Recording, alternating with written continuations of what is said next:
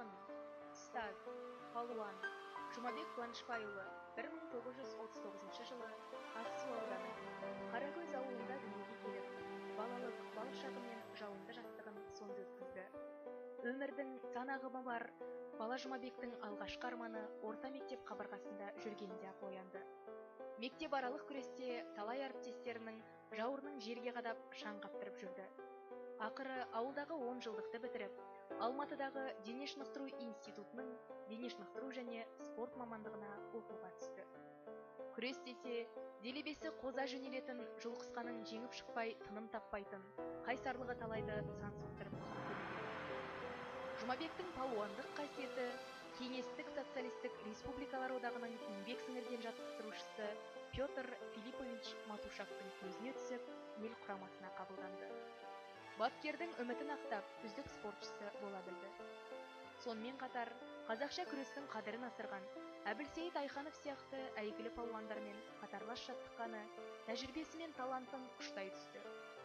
Институт қабырғасында жүріп, еркін күрестен, самбодан, бірнеше халықаралық жарыстардан жүлделі орындарға ие болып, қазақша күрестен 2 мәрте Қазақ СССР-ның чемпионы деген таудай атақты арқалап шықты.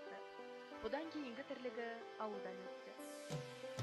Ол Қаракөз ауылындағы мектепте дене тәрбиесі пәнінің мұғалімі бола жүріп, ауылда балаларды күреске жаттықтыра бастады. 1-2 жылдың ішінде шәкірттері аудандық, облыстық жарыстарда үздік өнер көрсетіп, республикалық жарыстарға жолдама алып, ел біріншілігінің жүлдегерлері атанды.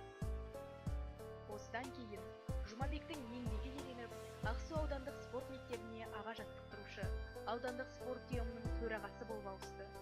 Осы салада 25 жыл еңбек еткен кезіндегі табыстары да көрнекті болды. Атап айтар болсақ, бір ауданнан 52 спорт шебері де дене шынықтыру институтына қабылданды. Спортта бала тәрбиелеудегі ерен еңбегі үшін Қазақстан Республикасының білім беру ісінің үздік төсбелгісі мен еңбек ардагері медалімен еншіленді. Жұмабектің спорттағы жетістіктері туралы Петр Филиппович Матушактың, Ерғали Мухиддиновтың, Қабден Байдосовтың кітаптарында баяндалған. Әрине, спортқа берілген адамға отбасындағы жарының түсіністікпен қарағаны ең маңызды. Жұмабек атамыздың биікке жетуіне жары Жариза Білісбаеваның байсалды байыптылығы үлкен көмек болғаны шын. Ұзақ жылдар ауыл мектебінде бала тәрбиесімен айналысқан апамыз Қазақстан Республикасы білім және ғылым министрлігінің құрмет грамотасын еншіленіп, аға оқытушы атағына ие болды. Осындай жарасымды отбасыдан шыққан балалар әкесінің жолын қуып, үлкен ұлы Қайрат Алматыдағы дене шынықтыру институтын бітірсе, екінші ұлы Қайыржан мен кенжесі Айбат Ильяс Жансүгіров атындағы Жетісу мемлекеттік университетінің дене шынықтыру факультетін бітіріп, әр салада жұмыс жасап жүргендері бәрімізге мәлім. Жұмабек Қуанышбайұлының Алладан берілген тағы бір қыры ол ақындығы еді. Барлап қарасақ, қаламын қолынан тастамай жүріп жазған өлеңдері Жайдарман, Мөлдір бастаулар, Шабыт, Қарындасым қарлығашым, Жетісудың жаңа өндері, Жетісу жырлайды сияқты альманақтарда жарық көріп, оқырманның сүйінішіне бөленсе, Ақсу жырлап ағады. Сұлулық саған ғашықпын, қыран қияға самғайды, тағдыр арнасы, аққу мүсін, тұғыр қатарлы жыр жинақтары баспадан шығарды. Әрине, ақын болу өлеңді төпелеп жазу дегенді білдірмейді. Оқысаң ойыңды байытып, жан сарайыңды аша түсетін Жұмабек Қуанышбайұлы поэзиясының тақырыбы өмір мен адамдардың ішкі сезіммен түйіндесіп жатады. Ақынның өлеңдерінде отанға, туған жерге, махаббат сезіміне, көркем табиғатқа деген сүйіспеншілігі айшық бейнеленсе, ал шығармашылығына тән басты қасиет шындыққа бас ию. Оның бұл қасиеті кез келген туындысынан да айқын көрініп тұрады. Бір басына ақындықты, ұстаздықты, палуандықты сыйдырған Жұмабек атамыз 1996 жылы Талдықорған қаласындағы Бақтыбай Жолбарыс атындағы нөмір 18-ші орта мектеп лицейінде алғашқы әскери дайындық пәнінен сабақ берді. Сол мектептен 2002 жылы зейнеткерлікке шықты.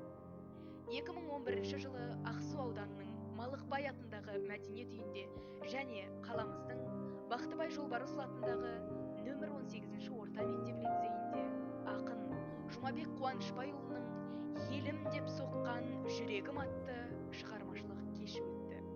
Оған ақынның замандастары, мектеп ұжымы мен оқушылары және жыр сүйер қауым қатысты. Шара барысында ақын өмірі жайлы слайд көрсетіліп, жас буын өлеңдерін жатқа оқып, сөзіне жазылған әндер орындалды. Ендеше сол кештен үзіндіге құлақ салып,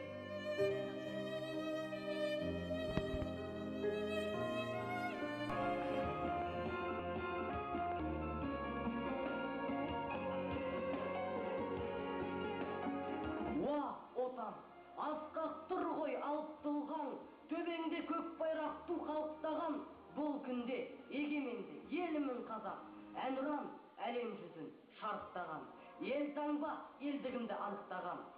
Уа, отан, асқақ тұр ғой алып тұлғаң, мәңгі сөнбес жұлдызсың жанып тұрған, өркениетті елдермен қатар тұрған, бүгінде секілдісің алып қыран, әлемге қазақ атын таныстырған.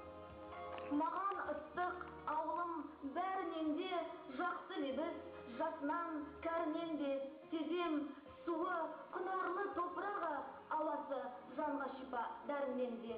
Ыстық құм тасын батпағында, асырсап сақойнау шек тақсағында, өзімде туды алғашқы махаббатым, ақындық сонда туды тақпағында. Ақсуым қымбаттысын жасыра алман, жамбылдай жете бермес ғасырға дам. Бір күнім өзімді өткен тіл жетпейді, сан жылды тізгін деген асыл арман. Тіл қатып, жырлап ақсу атырабы, қыр гүлі қолын бұлғап шақырады, самалымен сіміріп жусан исін, тәуба деп сүйем құлап топырағын, ақсуым маған ыстық атырабын. Халқым менің қыз туды сарадайын, ақын қызды жырлап бір толғанайын, арындаған ақсудың жағасында туған жерің сараның айналайын. Өзіңсің жырдың қайнары, қайнары гүлдің оймағы, өзіңде ақын сараның толғанып пісті ойлары. Туған жердің саранын аралайын, көрінісіне қызығып баладайын, ақсудың суыменен сырласады, жағаңда жырыңды оқып балақайын. Елемеген күн суық күн ыстығын, керек болса тындырар жұмыстымын, кетті мызғып жүзінде ойнайды нұр, мазалама ананың тыныштығын, ұйықтасын тыныштығын мазалама, онсыз ақын жыр әнін жазалама. Күнделікті кебені бір бітпейді, жаңылмайды ісінен абзалана. Қазақ ана ісінен жаңылмаған, қонақ келсе қуана қабылдаған, тындырып сап бір үйдің бар жұмысын, қырандайсың көзіліп дамылдаған көзіліп қырандайын, ұйықтап жатқан анаға жыр арнайын. Мазалама жүзінде ойнарсыңдар, ол бізге құдірет қой құдайдайын.